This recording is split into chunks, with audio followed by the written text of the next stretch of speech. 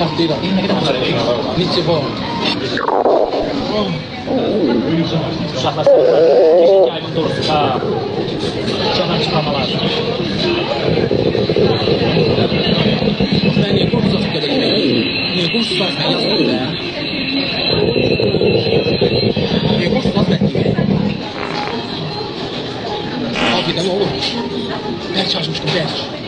Niye korkusuz atıp ben bu kadar yiyeyim? Niye? Düşmeniniz ha?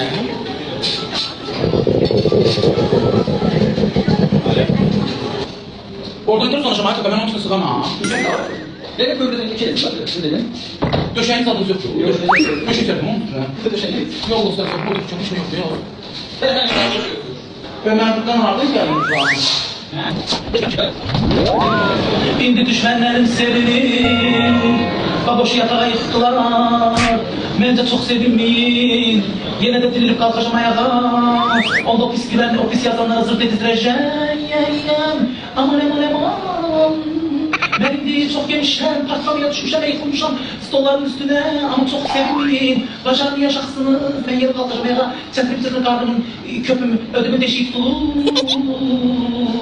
Ödümün deşiği tutulur. Çok sevinmeyin, bu dakika köpük yatacak ve ben kalkacağım ayağa. Gidip oradan çay içeceğim.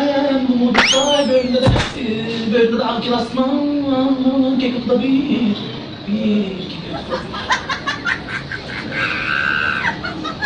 Çok sevinmeyin.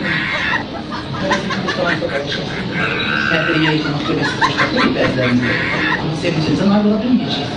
Ve ben kalkacağım ayağa. Gaz ver. Ne yapıyorsun? Gaz ver bak da kafamı sar. Başı sürdürem aslında. Neye gaz mı yapıyor? Düşmez. Neye gaz? Ey Allah sizin gözünüzü çıkartsın pis yazana. Gözünüz beni yıktı ya. Yedim yedim yerlere ya. Gözlerim ister beni yıkılas. Vay baş boyunları yaşam. Ayda da bak çekelim. Ay kamera. Ay kamera beni gözleri yıkır. Ben ister yıkılas. Gözleri yıkır. Gösterim seni beni yıkır. Stolun üstüne. Biraz da ben çeliği ben yıkılas stolun üstüne. Nerede ki aybaktı bir tutuka bir geçer. Ne dedik? Ben kolay çekildim başıma. Niye gitmedim? Niye yıkılmadım yerlere?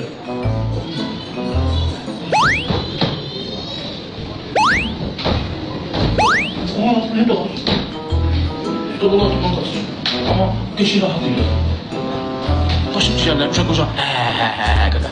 Bu şey yaşlı için görür. Bu şey boşalmış.